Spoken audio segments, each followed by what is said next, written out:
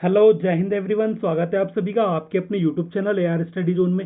साथियों, आज हम एनटीपीसी सीबीटी 2 के लिए यहाँ पर कंप्यूटर के इंपॉर्टेंट प्रश्न करने वाले हैं जो आपकी परीक्षाओं में बार बार पूछे जाते हैं। और खास करके एनटीपीसी सीबीटी 2 के लिए आपके प्रश्न जो है बहुत ही इंपॉर्टेंट होने वाले हैं।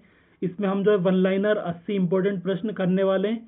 तो चलिए क्वेश्चन को स्टार्ट कर लेते हैं। आपको वीडियो के एंड तक बने रहना है और लास्ट में अपना स्कोर कमेंट में जरूर बताना है। एएलयू का मुख्य कार्य क्या है? तो एएलयू का मुख्य कार्य है अंकगणितीय एवं तार्किक गणना करना। सेकंड है आपका एएलयू का पूर्ण रूप क्या है? एएलयू का फुल फॉर्म जो है अर्थमेटिक लॉजिक यूनिट है। अगला प्रश्न है आपका सीपीयू का कौन सा भाग सभी निर्देशों को नियंत्रित करता है?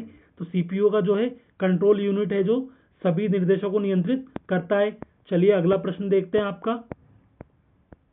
अगला प्रश्न है रजिस्टर क्या है? तो सीपीयू की जो है सबसे तेज मेमोरी होती है। प्रश्न नंबर 5 है आपका निम्न में से कौन सी प्राइमरी मेमोरी है? तो प्राइमरी मेमोरी जो है आपकी रैम है। तो इसका फुल फॉर्म क्या है? Random access memory. ये भी आपको ध्यान रखना है। अगला प्रश्न है सेकेंडरी मेमोरी कौन सी है? तो ये आपकी पेन ड्राइव है। चलिए अगला प्रश्न देखते हैं आपका। अगला प्रश्न है प्रोम का पूरा नाम क्या है? इसका फुल फॉर्म जो है प्रोग्रामेबल रीड ओनली मेमोरी है। अगला प्रश्न है ई प्रोम का पूरा नाम क्या है? तो ई प्रोम का फुल फॉर्म जो है आपका erasable programmable read only memory. अगला प्रश्न है आपका ई प्रोम का पूरा नाम क्या है? तो ये आपका electrical erasable program read only memory है।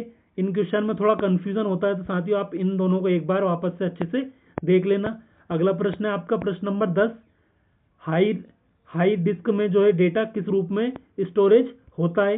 तो हाई डिस्क में डेटा जो है आपके चुंबकीय रूप में संग्रहित होता है। अगला प्रश्न है सीडी किस तकनीक पर आधारित होती है? तो सीडी जो है आपकी ऑप्टिकल तकनीक पर आधारित होती है।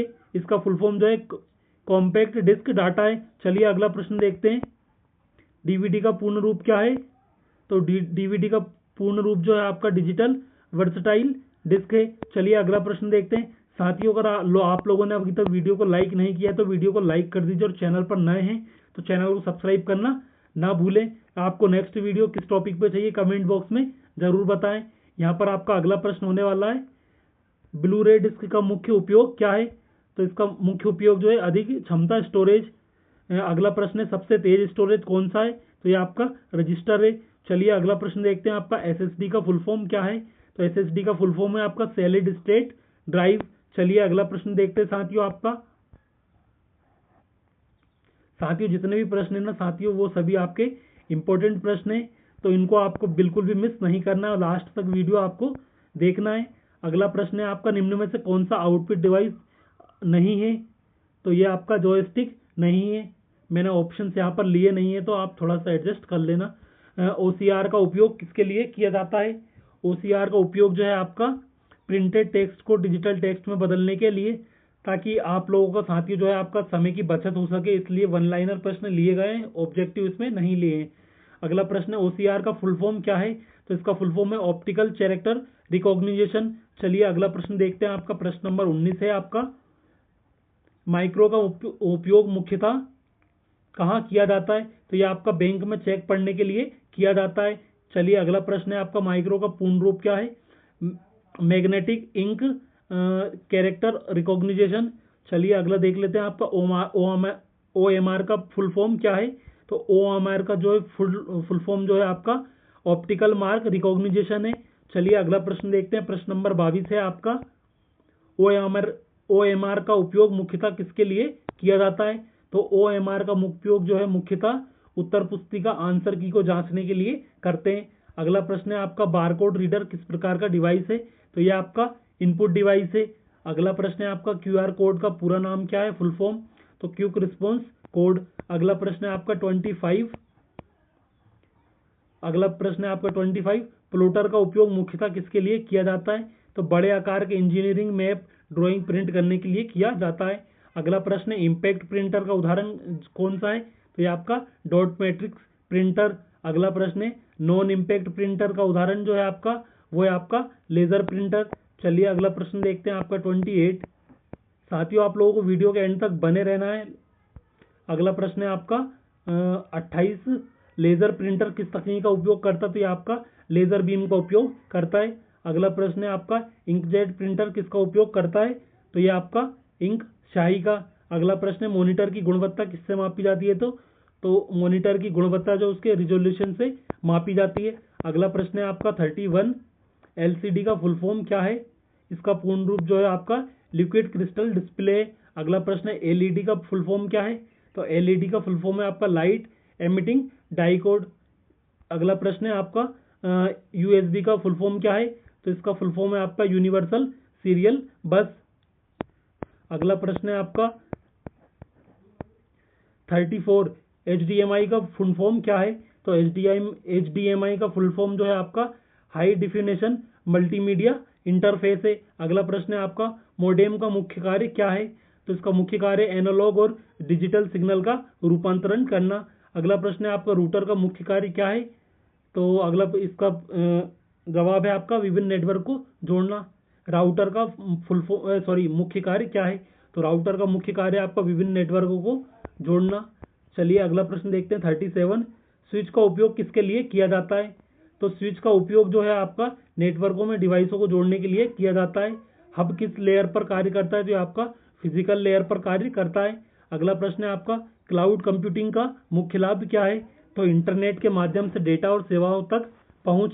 चलिए अगला प्रश्न देख लेते हैं साथियों। अगला प्रश्न होने वाला है आपका 40 गूगल ड्राइव जो है किसका उदाहरण है, तो ये आपका क्लाउड स्टोरेज का उदाहरण है। और एमएस वर्ड में जो है नई फाइल बनाने की शॉर्टकट कुंजी क्या है, तो Ctrl+N है। अगला प्रश्न है एमएस वर्ड में ओपन कमांड की शॉर्टकट क्या है, तो Ctrl+O। चलिए अगला प्रश्न देखते हैं आपका साथियों। फाइंड कमांड की शॉर्टकट कुंजी क्या है, तो फाइंड कमांड की शॉर्टकट कुंजी है Ctrl+F। रिप्लेस कमांड की शॉर्टकट कुंजी क्या है, तो Ctrl+H। अगला है आपका एमएस वर्ड में बोल्ड करने की शॉर्टकट कुंजी क्या है, तो Ctrl+BA।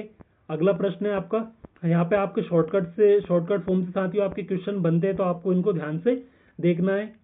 इटैलिक करने की शॉर्टकट कुंजी क्या है, तो इसका जवाब है आपका Ctrl+L। और अंडरलाइन करने की शॉर्टकट कुंजी क्या है, तो Ctrl+U। एमएस वर्ड में हाइपरलिंक जोड़ने की शॉर्टकट की क्या है, तो Ctrl+K राइट ऑप्शन होगा। अगला प्रश्न है आपका प्रश्न नंबर 49 एमएस एक्सेल में जो है फॉर्मूला हमेशा किस चिन्ह से शुरू होता है, तो ये आपका इक्वल के साइन से स्टार्ट होता है। अगला प्रश्न है आपका एमएस एक्सेल में किसी कॉलम को किस अक्षर से दर्शाया जाता है, तो ये आपके अंग्रेजी अक्षरों से दर्शाया जाता है।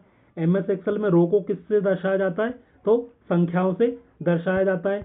अगला प्रश्न है आपका 52 साथियों, अगर आप लोगों ने अभी तक वीडियो को लाइक नहीं किया है तो वीडियो को लाइक कर दीजिए और चैनल पर नए हैं तो चैनल को सब्सक्राइब करना ना भूलें। अगला प्रश्न है आपका एक्सेल में सम फंक्शन का उपयोग किसके लिए किया जाता है, तो एडिशन करने के लिए यानी कि जोड़ करने के लिए करा जाता है। एक्सेल में एवरेज फंक्शन का उपयोग किसके लिए किया जाता है, तो औसत निकालने के लिए। एक्सेल में मैक्सिमम फंक्शन क्या कहलाता है, तो सबसे बड़ा मान कहलाता है। अगला प्रश्न है आपका 55 एक्सेल में मिनिमम फंक्शन क्या कहलाता है, तो ये सबसे छोटा मान कहलाता है। अगला प्रश्न है आपका डेटाबेस में टेबल क्या होती है, तो ये आपकी डेटा संग्रह करने की संरचना होती है। डीबीएमएस का फुल फॉर्म क्या है, तो डाटाबेस मैनेजमेंट सिस्टम है। अगला प्रश्न है आपका 58 कॉम्पिलर का मुख्य कार्य क्या है, तो पूरे प्रोग्राम को एक साथ मशीन कोड में अनुवाद करना। इंटरप्रेटर का क्या करता है, तो इंटरप्रेटर जो है साथियों आपके प्रोग्राम को एक पंक्ति करके अनुवाद एवं निष्पादित करता है। निम्न में से कौन सी उच्च स्तरीय प्रोग्रामिंग लैंग्वेज है, तो ये आपकी सी लैंग्वेज है, हाई लेवल प्रोग्रामिंग लैंग्वेज है। चलिए अगला प्रश्न देखते हैं आपका 61 कंप्यूटर वायरस क्या है, तो एक हानिकारक प्रोग्राम है। अगला प्रश्न है मालवेयर का प्रकार है, तो ये आपका ट्रोजन है। ट्रोजन हॉर्स क्या होता है, तो ऐसा मालवेयर जो उपयोगी प्रोग्राम के रूप में दिखाई देता है। चलिए अगला देखते हैं साथियों आपका अगला प्रश्न है आपका 64 वॉर्म की विशेषताएं क्या है, तो वॉर्म की विशेषताएं जो है आपकी साथियों स्वयं की प्रतिलिपि बनाकर फैलाता है। अगला प्रश्न है आपका रैनसमवेयर क्या करता है, तो ये आपके डेटा को इनक्रिप्ट करके फिरौती मांगता है। अगला प्रश्न है एंटीवायरस का मुख्य कार्य क्या है, तो एंटीवायरस का मुख्य कार्य वायरस का पता लगाना और उसको वहां से हटाना। अगला प्रश्न है आपका 67 फायरवॉल का मुख्य कार्य क्या है, तो फायरवॉल का मुख्य कार्य जो है साथियों आपके नेटवर्क को अनधिकृत पहुंच से सुरक्षित रखना होता है। हैकर कौन होता है? कंप्यूटर सिस्टम में अनधिकृत प्रवेश करने वाला व्यक्ति हैकर होता है। एथिकल हैकर का कार्य क्या होता है? तो एथिकल हैकर का कार्य जो होता है सुरक्षा की जांच करना और कमजोरियों को फाइंड आउट करना। अगला प्रश्न देख लेते हैं आपका। अगला प्रश्न है आपका 70। फिशिंग का उद्देश्य क्या होता है? तो नकली वेबसाइट, ईमेल द्वारा गोपनीय जानकारी चुराना। पासवर्ड मजबूत करने के लिए क्या करना चाहिए?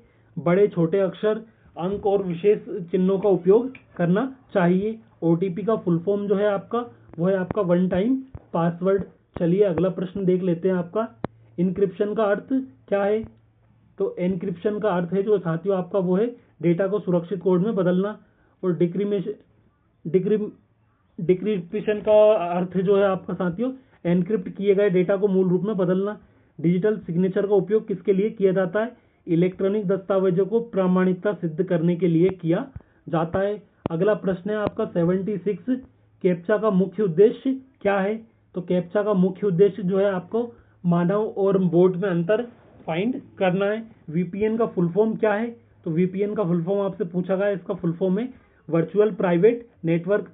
कौन सा आपका वेब ब्राउजर है? तो ये आपका गूगल क्रोम जो है आपका एक वेब ब्राउजर है। अगला प्रश्न होने वाला है आपका 79।